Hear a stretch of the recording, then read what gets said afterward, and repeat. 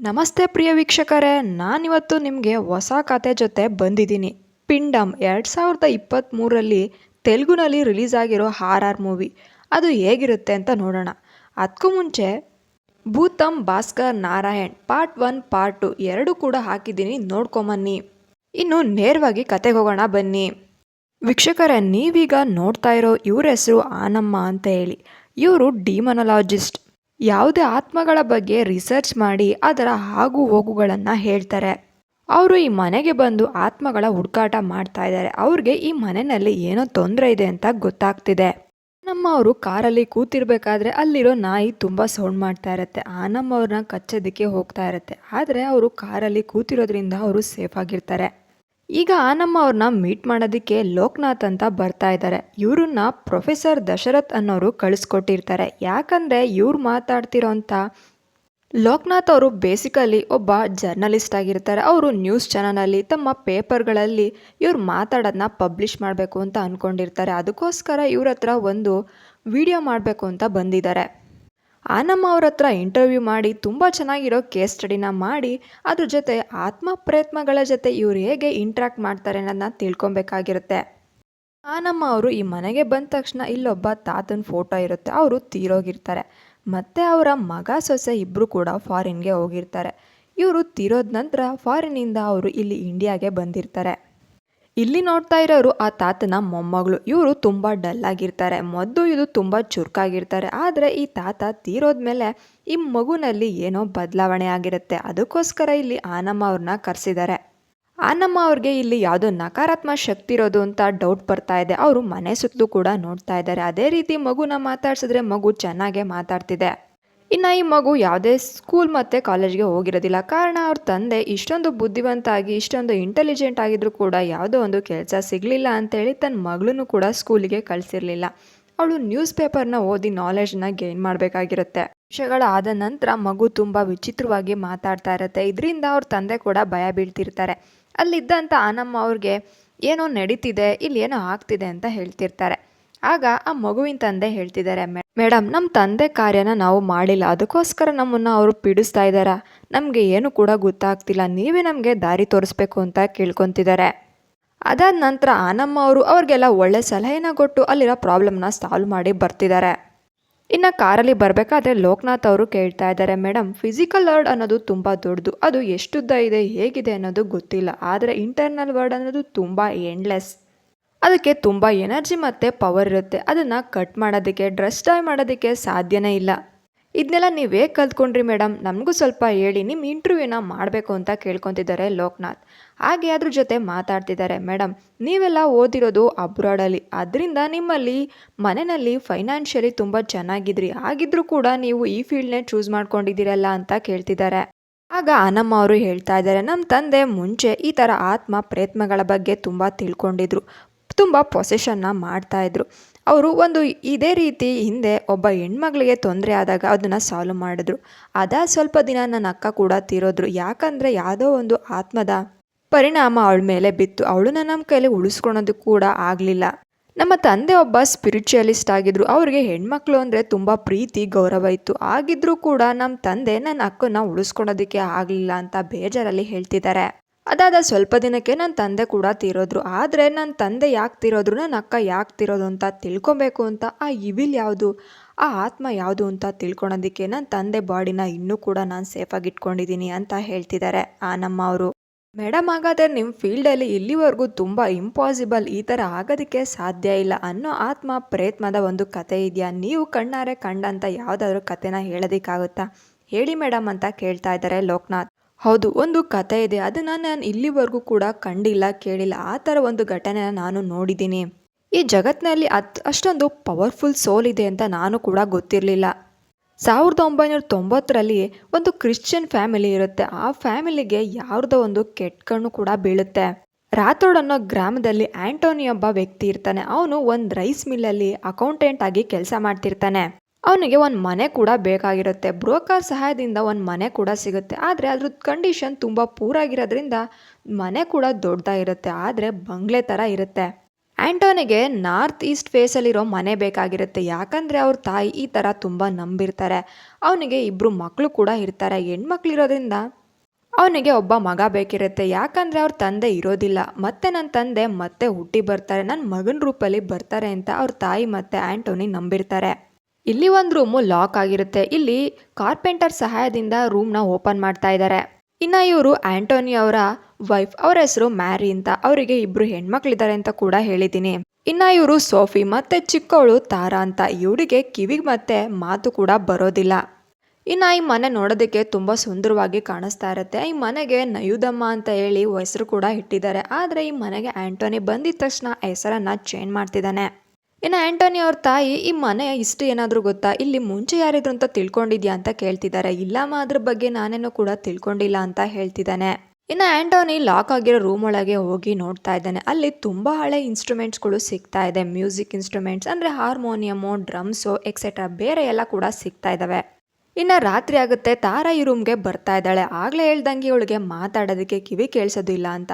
ಅವಳು ಈ ರೂಮಲ್ಲಿ ಬಂದು ಸುತ್ತು ಕೂಡ ನೋಡ್ತಾ ಇದ್ದಾಳೆ. ಅವಳಿಗೆ ತುಂಬ ಭಯ ಆಗುತ್ತೆ. ಅಲ್ಲಿಂದ ಓಡೋಗ್ತಿದ್ದಾಳೆ. ಇನ್ನು ತಾರಾ ಮಲ್ಗಾದ್ಮೇಲೆ ಸೋಫಿ ಕೂಡ ಎದ್ದಾಳ್ತಾ ಇದ್ದಾಳೆ. ನೋಡಿದ್ರೆ ಸುತ್ತು ಕೂಡ ಇಲ್ಲೇನೋ ಬದಲಾವಣೆ ಆಗಿದೆಯಲ್ಲ, ತಾರಾ ಯಾಕೆ ಈ ಥರ ಆಡ್ತಿದ್ದಾಳೆ, ತಾರದಲ್ಲಿ ಏನೋ ಕೂಡ ಬದಲಾವಣೆ ಆಗಿದೆ ಅಂತ ಹೇಳಿ ಅವಳಿಗೆ ಗೊತ್ತಾಗ್ತಿದೆ. ಇನ್ನು ಬೆಳಗಾಗುತ್ತೆ. ಇಲ್ಲಿ ಆ್ಯಂಟೋನಿ ಅವ್ರ ತಾಯಿ ಹೇಳ್ತಾ ಇದ್ದಾರೆ, ನೋಡು ಮೇರಿ, ನೀನು ನನಗೆ ಗಂಡು ಮಗುನೇ ಕೊಡಬೇಕು. ಯಾಕಂದರೆ ನನ್ನ ಮನೆಯವರು ನಿನ್ನ ರೂಪದಲ್ಲೇ ಬರ್ತಾ ಇದ್ದಾರೆ, ನನ್ನ ಮೊಮ್ಮಗನ ರೂಪದಲ್ಲೇ ಬರ್ತಾ ಇದ್ದಾರೆ ಅಂತ ಹೇಳ್ತಿರ್ತಾರೆ. ಇದರಿಂದ ಮೇರಿಗೆ ತುಂಬ ಭಯ ಆಗಿರುತ್ತೆ. ಇನ್ನು ಈಗ ಹಾಸ್ಪಿಟಲಲ್ಲಿ ಮೇರಿ ಹೋಗಿದ್ದಾಳೆ. ಆಗ ಡಾಕ್ಟರ್ ಚೆಕ್ ಮಾಡಿ ನೀನು ಮತ್ತು ಮಗು ಇಬ್ಬರು ಕೂಡ ಆರೋಗ್ಯವಾಗಿದ್ದೀರಾ ಅಂತ ಹೇಳ್ತಿದ್ದಾರೆ. ಆದರೆ ನಾವು ಮಗು ಜೆಂಡರ್ನ ಚೆಕ್ ಮಾಡೋದಕ್ಕೆ ಆಗೋದಿಲ್ಲ, ಇಲ್ಲಿ ಗೌರ್ಮೆಂಟ್ ಅದಕ್ಕೆ ಅಲೋ ಮಾಡೋದಿಲ್ಲ ಅಂತ ಹೇಳ್ತಿದ್ದಾರೆ. ಅದಾದಮೇಲೆ ಆ್ಯಂಟೋನಿ ಅವರು ಮನೆಗೆ ಬಂದಮೇಲೆ ಅವ್ರ ತಾಯಿ ಹೀಗೆ ನಿಂತ್ಕೊಂಡಿರ್ತಾರೆ. ಇದ್ದಕ್ಕಿದ್ದಂತೆ ಗಾಳಿನಲ್ಲಿ ಆ್ಯಂಟೋನಿ ಅವರ ತಂದೆಯ ಫೋಟೋ ಕೆಳಗೆ ಬೀಳುತ್ತೆ. ಅದು ತುಂಬ ಒಡೆದೋಗುತ್ತೆ. ಇದರಿಂದ ಆ್ಯಂಟೋನಿ ಅವ್ರ ತಾಯಿಗೆ ತುಂಬ ಸಿಟ್ಟು ಮತ್ತು ಬೇಜಾರಾಗುತ್ತೆ. ಇದರಿಂದ ನೋಡು ಆ್ಯಂಟೋನಿ, ನಿನ್ನ ಅಪ್ಪನಿಗೆ ಏನೋ ತೊಂದರೆ ಆಗಿದೆ, ಅವ್ರಿಗೆ ಸ್ವರ್ಗದಲ್ಲಿದ್ದರೂ ಕೂಡ ಏನೋ ನೋವಾಗ್ತಿದೆ, ನಾವಿಲ್ಲೇನೋ ತಪ್ಪು ಮಾಡ್ತಾ ಇದ್ದೀವಿ ಅಂತ ಅನ್ನಿಸ್ತಿದೆ, ಅದಕ್ಕೆ ಈ ಫೋಟೋ ಕೆಳಗೆ ಬಿದ್ದಿದೆ ಆ್ಯಂಟೋನಿ ಅಂತ ಹೇಳ್ತಿದ್ದಾರೆ. ನಿಮ್ಮ ತಂದೆ ನಮ್ಮೆಲ್ಲರ ಮೇಲೂ ಕೂಡ ಸಿಟ್ಟು ಮಾಡ್ಕೊಂಡಿದ್ದಾರೆ, ಇದಕ್ಕೆ ಏನು ಮಾಡಬೇಕು ಆ್ಯಂಟೋನಿ ಅಂತ ಕೇಳ್ತಿದ್ದಾರೆ. ಅದಾದಮೇಲೆ ಅದೇ ರೂಮಲ್ಲಿ ಒಂದು ಹೆಣ್ಮಗಳು ಫೋಟೋ ಕೂಡ ಇರುತ್ತೆ. ಅದನ್ನು ರಾತ್ರಿ ಟೈಮಲ್ಲಿ ತಾರಾ ಬಂದು ನೋಡ್ತಾ ಇರ್ತಾರೆ. ತಾರಾ ಬಿಹೇವಿಯರ್ ತುಂಬ ವಕ್ರವಾಗಿರುತ್ತೆ. ಆ ಫೋಟೋನ ನೋಡಿಕೊಂಡು ಅವಳೇ ಒಬ್ಬೊಬ್ಬಳು ಮಾತಾಡ್ತಾ ಇರ್ತಾಳೆ.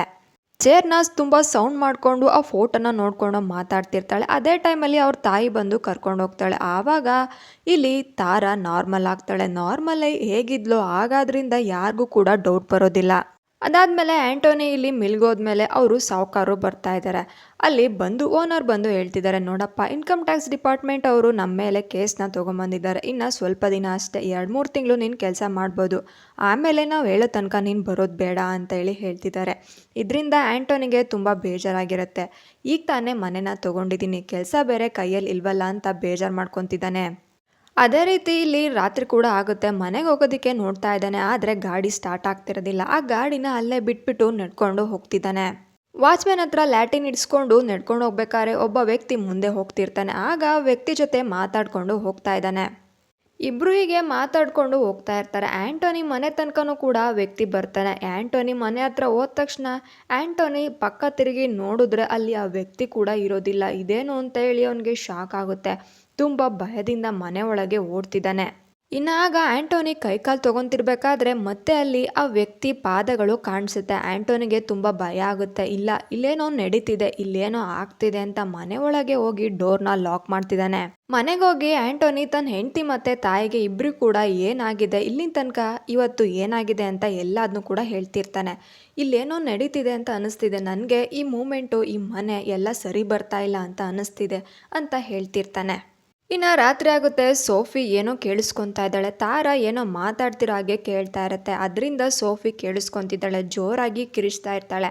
ಆಗ ಮನೆಯವರೆಲ್ಲ ಎದ್ದು ಬಂದು ನೋಡ್ತಿದ್ದಾರೆ. ಏನಾಯಿತು ಅಂತ ಕೇಳಿದಾಗ ಇಲ್ಲಿ ತಾರಾ ಏನೋ ಮಾತಾಡ್ತಿದ್ಲು, ಅವಳಿಗೆ ಮಾತು ಬರುತ್ತೆ ಅಂತ ಹೇಳ್ತಿರ್ತಾರೆ. ಆದರೆ ಮನೆಯವ್ರು ಯಾರೂ ಕೂಡ ಅವಳ ಮಾತನ್ನು ನಂಬೋದಿಲ್ಲ. ಅದು ಹೇಗೆ ಸಾಧ್ಯ ಸೋಫಿ, ತಾರನ್ಗೆ ಮಾತಾಡೋದಕ್ಕೆ ಬರೋದಿಲ್ಲ, ಈ ಥರ ಎಲ್ಲ ಅಪ್ಪ ಅದನ್ನು ಮಾಡಬಾರ್ದು ಅಂತ ಹೇಳ್ತಿದ್ದಾರೆ. ಆ್ಯಂಟೋನಿ ತಾಯಿ ಕೂಡ ಮಲಗಿದ್ದಾಗ ಅವ್ರಿಗೇನೋ ಸೌಂಡ್ ಬರುತ್ತೆ. ಅವರು ಎದ್ದ ತಕ್ಷಣ ಅವ್ರ ಗಂಡನ ಫೋಟೋ ಮುಂದೆ ನಿಂತ್ಕೊಂಡು ಕ್ಷಮೆ ಕೇಳ್ತಾ ಇದ್ದಾರೆ. ನನ್ನನ್ನು ಕ್ಷಮಿಸ್ಬಿಡಿ, ನನ್ನಿಂದ ಏನು ತಪ್ಪಾಗಿದೆ ಅಂತ ನೀವು ಹೀಗೆ ಮಾಡ್ತಾ ಇದ್ದೀರಾ ಅಂತ ಅನ್ನಿಸ್ತಾ ಇದೆ ಅಂತ ಕೇಳ್ತಿರ್ತಾರೆ. ಇನ್ನು ಬೆಳಗಾದ್ಮೇಲೆ ಆ್ಯಂಟೋನಿ ತನ್ನ ತಾಯಿ ಮತ್ತು ಹೆಂಡತಿಗೆ ಹೇಳ್ತಿದ್ದಾರೆ, ನನಗೆ ಇನ್ನೇನೋ ಕೆಲಸ ಕೂಡ ಹೋಗಿದೆ, ಇನ್ನು ಮನೆ ಕೂಡ ತೊಗೊಂಡಿರೋದ್ರಿಂದ ಎಲ್ಲ ದುಡ್ಡು ಈ ಮನೆ ಮೇಲೆ ಇನ್ವೆಸ್ಟ್ ಮಾಡಿದ್ದೀನಿ, ಅದಕ್ಕೋಸ್ಕರ ಈ ಮಗುನ ತೆಗೆಸ್ಬೇಕು ಅಂತ ಅಂದ್ಕೊಂಡಿದ್ದೀನಿ ಅಂತ ಹೇಳ್ತಿರ್ತಾರೆ. ಇದನ್ನು ಕೇಳಿ ಅವ್ರ ತಾಯಿಗೆ ತುಂಬ ಸಿಟ್ಟು ಬರುತ್ತೆ. ಅದೇಗೆ ತೆಗಿಸ್ತೀಯಾ, ಇದು ನನ್ನ ಗಂಡನ ರೂಪ ಬರ್ತಾ ಇದೆ, ಅವರು ನಿನ್ನ ಹೆಂಡತಿ ಮೊಟ್ಟೆನಲ್ಲಿ ಹುಟ್ಟಿ ಬರ್ತಿದ್ದಾರೆ, ಅದರಿಂದ ನೀನು ಹೀಗೆ ಮಾಡಬಾರ್ದು ಅಂತ ಅವರಿಗೆ ಬೈತಿರ್ತಾರೆ. ಇನ್ನು ಇನ್ನೊಂದು ದಿನ ಹೀಗೆ ಇಲ್ಲಿ ಆ್ಯಂಟೋನಿ ಮಲಗಿದ್ದಾಗ ಅವನಿಗೂ ಕೂಡ ಒಂಥರ ಏನೋ ಒಂದು ಸೌಂಡು ಕೂಡ ಕೇಳಿಸುತ್ತೆ. ಆಗ ಎದ್ದು ಬಂದು ಆಚೆ ನೋಡಿದಾಗ ಬಾವಿ ಮೇಲೆ ತಾರಾ ಕೂತಿರ್ತಾಳೆ. ತಾರಾ ಇನ್ನೇನು ಬಾವಿ ಒಳಗೆ ಬೀಳ್ಬಿಡ್ತಾಳೆ ಅಂತ ಅವಳನ್ನು ಉಳಿಸ್ಕೊಳೋದಕ್ಕೆ ಅವಳನ್ನು ಇಟ್ಕೊಳೋದಕ್ಕೆ ಅಂತ ಹೋಗ್ತಾರೆ. ಆದರೆ ತಾರಾ ಬಾವಿ ಒಳಗೆ ಬಿದ್ದೇ ಬೀಳ್ತಾಳೆ. ಹಾಗೆ ಅವನ ಹಿಂದೆ ತಿರುಗಿ ನೋಡಿದ್ರೆ ಯಾವುದೋ ಒಂದು 4 ಆತ್ಮಗಳು ಅವನ ಮನೆ ಮಹಡಿ ಮೇಲೆ ಬಾಲ್ಕನಿ ಮೇಲೆ ನಿಂತಿರ್ತಾರೆ. ಇದನ್ನ ನೋಡಿ ಅವನಿಗೆ ತುಂಬ ಭಯ ಆಗ್ತಿರುತ್ತೆ. ಅದಾದಮೇಲೆ ಆ ಆತ್ಮಗಳು ಇಲ್ಲಿ ಆ್ಯಂಟೋನಿನ ಬಾವಿ ಒಳಗೆ ತಳ್ಳಿಬಿಡ್ತಾರೆ. ಇನ್ನು ಬೆಳಕಾದ್ಮೇಲೆ ಮೇರಿ ಬಂದು ಬಾವಿ ಹತ್ರ ನೋಡ್ತಾರೆ. ಪಕ್ಕದಲ್ಲೂ ಕೂಡ ಇಲ್ಲಿ ಆ್ಯಂಟೋನಿ ಇರೋದಿಲ್ಲ.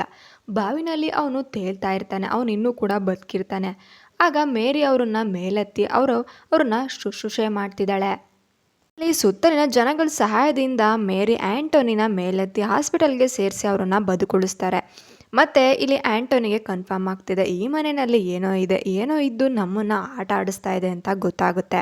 ಇನ್ನು ಕಾರ್ಪೆಂಟ್ ಅವರು ಈ ಮನೆಗೆ ರಿಪೇರಿ ಮಾಡಬೇಕು ಅಂತ ಬಂದಿರ್ತಾರೆ. ಜೊತೆಗೆ ಅವ್ರ ತಂಗಿ ಅಂತ ಹೇಳ್ಕೊಂಡು ಒಬ್ಬ ಹೆಣ್ಣುಡುಗಿ ಕೂಡ ಬಂದಿರ್ತಾಳೆ. ಅವಳು ಸೋಫಿಯಾ ಮತ್ತು ತಾರನ್ ಜೊತೆ ಆಟ ಆಡ್ತಿದ್ದಾಳೆ. ತಾರನ್ನ ಇಲ್ಲಿ ಕಾರ್ಪೆಂಟರ್ ಅವರ ತಂಗಿ ಕರ್ಕೊಂಡೋಗಿರ್ತಾರೆ. ಇದರಿಂದ ಸೋಫಿಯಾ ತುಂಬ ಡಲ್ ಆಗಿ ಕೂತಿರ್ತಾಳೆ. ಆಗ ಸೋಫಿನ ಹತ್ರ ಬಂದು ಕೇಳಿದಾಗ ಯಾಕೆ ಕೂತ್ಕೊಂಡಿದ್ಯಾ ಅಂತ ಕೇಳ್ತಾ ಇರ್ತಾರೆ ಅವ್ರ ತಾಯಿ. ತಾರ ಇಲ್ಲಿಂದ ಎಲ್ಲ ಹೊರಟೋಗಿದ್ದಾಳೆ ಅಂತ ಹೇಳ್ತಿರ್ತಾರೆ.